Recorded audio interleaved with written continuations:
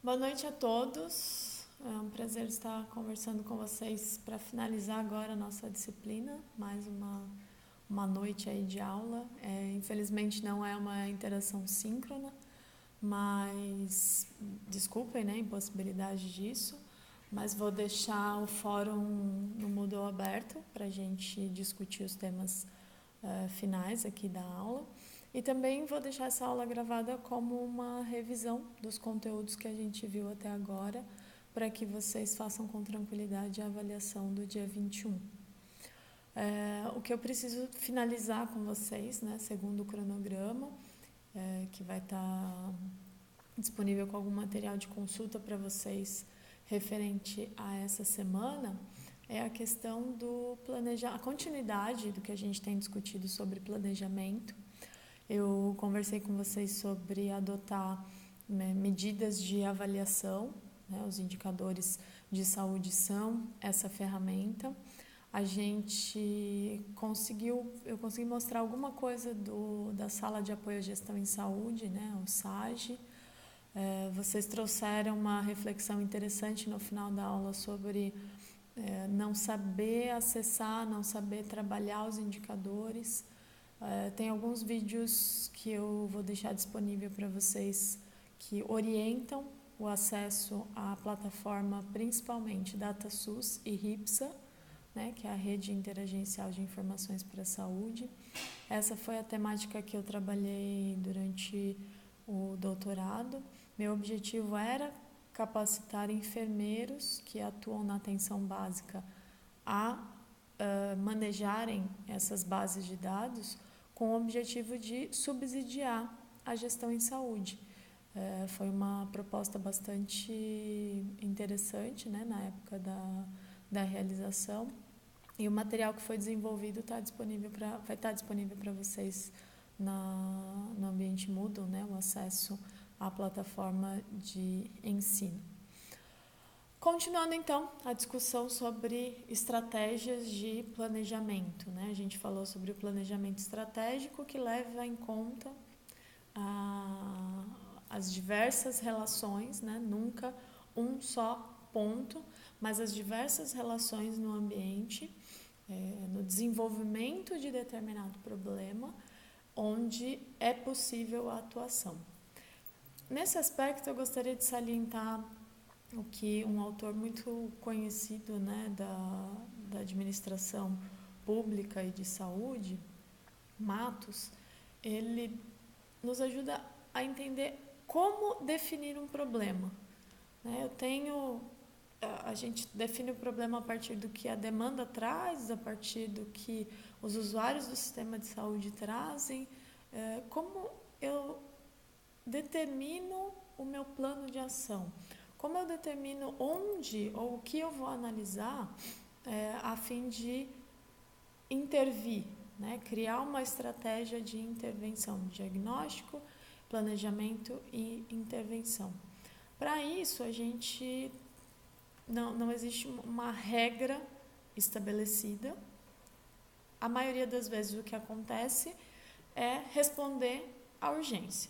Então, um problema que agrava, né, uma dificuldade que aparece, uma licença de um profissional de saúde, a unidade fica desamparada, o fechamento de um equipamento de referência, os exames ficam atrasados, ou a alteração, uma epidemia, faz com que a gente defina aquela urgência como o foco do nosso diagnóstico, o foco da nossa intervenção. Essa é uma linha. A segunda linha são as questões transversais, aquilo que a gente já recebe do Ministério da Saúde, já recebe definido pelas estratégias de acordo com a população. Então, o que é comum a todas as populações. Isso também pode se apresentar como um problema de gestão a partir do momento que eu tenho dificuldades na implantação de alguns sistemas. Então, a gente conheceu um pouco as redes prioritárias, né, de atendimento em saúde, e isso já é transversal, é aplicado para a população brasileira como um todo, independente dos diferenciais, né? Os pactos, as pactuações são feitas a partir dos indicadores, mas são programas transversais relacionados com a população como um todo. Essa é a segunda linha. Então, urgências, né? Demandas específicas, os assuntos transversais, gerais da população. E, por último, eu posso determinar como foco do meu problema, foco da minha atuação, foco da minha tomada de decisão gestora, aquilo que eu tenho capacidade de enfrentar. Então, o que é a definição da minha missão, dos meus valores, isso é extremamente importante para qualquer gestor, porque eu não posso estabelecer algo que seja impossível de alcançar, impossível independente da minha vontade, se a vontade política não colaborasse, eu nunca vou alcançar isso, então não pode fazer parte da minha capacidade de enfrentamento. Então, o objetivo do gestor deve ser atuar naquilo em que ele é capaz, né, no que ele realmente pode, como um gestor municipal, um gestor de unidade de saúde ou um gestor estadual, né, no nível hierárquico em que ele atua. E aí, a determinação dos problemas, quais são o conjunto de problemas relevantes, nos leva para uma situação de saúde. Eu vou tomar como exemplo para vocês um problema que pode ser considerado uma situação transversal, né? Então, definindo dentro daqueles 3 critérios, é o segundo, uma situação transversal. Gravidez na adolescência. Então, determinou-se que essa é uma temática relevante dentro da saúde da população, e aí eu, gestor, preciso agir sobre esse problema de forma planejada, estratégica, a fim de diminuir os indicadores relacionados à gravidez na adolescência. Eu, então, crio um eixo situacional, né? Isso deve ser feito por uma equipe gestora, né? Nunca uma cabeça só pensando o problema. Uma equipe gestora determina quais são os descritores, quais são os aspectos situacionais que contribuem para essa... Desculpa, gente. Eu estou em casa gravando o vídeo. Meu cachorro está atrapalhando. Acontece. Na Nayadena acontece. Mas eu não vou interromper para a gente não perder o raciocínio.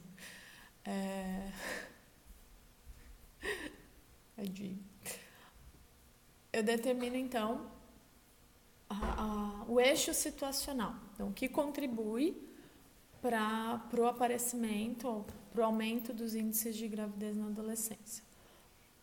Poderia levantar aí com vocês, né, se a gente abrisse para discussão, diversos aspectos. Quando a gente fala de indicadores, a gente não pode ignorar os indicadores socioeconômicos, né? Lembrem lá da matriz que eu mostrei para vocês da Secretaria Estadual de Saúde. Qualquer um dos indicadores de saúde levam em conta os indicadores socioeconômicos. Por quê? São determinantes sociais de saúde. Então, vamos considerar primeiro, no caso da estratégia para diminuir os índices de gravidez na adolescência. Quais são os determinantes sociais sociais e econômicos que interferem no aumento do número de casos? Baixa escolaridade, baixa renda per capita, a baixa escolaridade da família, né, com certeza interfere, determinantes culturais e comportamentais, abuso de álcool, uso de outras drogas, pouco conhecimento sobre doenças sexualmente transmissíveis, pouco conhecimento sobre sexualidade, pouco uso de camisinha, preservativo pelos homens, cultura machista, aspectos socioeconômicos, sociais e determinantes de saúde. Bom, como essas questões podem sofrer ação ou que outros fatores situacionais interferem que estão relacionados à equipe de saúde. Falta de médicos na unidade, falta de preservativo para distribuir na unidade, pode ser um problema, tem que ser identificado. Falta de programa de atenção aos adolescentes, né? É uma área realmente carente na aplicação de programas. Falta de discussão nas escolas, no bairro, referentes ao tema. Falta de capacitação da equipe de saúde da família para agir e discutir essa temática. E insuficiência nas ações de controle social. Então, fizemos em 2 categorias, né, aspectos que determinam o problema. Isso faz com que eu tenha como eixo central adolescentes, um aumento do número de adolescentes grávidas, o número de gestantes na minha área serem gestantes, grande parte delas serem gestantes grávidas. Então, são descritores que eu vou utilizar para determinar primeiro o meu diagnóstico e depois, né, conforme a aula passada a gente discutiu aquele ciclo administrativo, dados, informação que se transformam em conhecimento, o conhecimento leva a ação leva a novos dados. Uma reavaliação no ciclo de alimentação da ação em saúde. É uma maneira, né, de se criar um diagnóstico situacional e a partir daí eu relaciono os descritores com os problemas observados, com as questões de equipe, com as questões em que o gestor efetivamente pode atuar. Se a questão é capacitação, quem pode capacitar? Quais são os recursos necessários para isso? A intervenção, eu estou planejando a minha intervenção. Quanto tempo eu vou precisar para capacitar a minha equipe de saúde da família para discutir esse tema? A equipe de saúde da família vai discutir esse tema onde? Nas escolas do bairro? Qual é a abertura que eu tenho nas escolas do bairro? Que contato eu posso iniciar com as escolas a fim de trabalhar essa temática? Nas escolas, eu tenho alguém que possa colaborar com essa temática, que tenha o domínio do conhecimento, possa tanto me ajudar na capacitação, quanto no desenvolvimento disso dentro do bairro?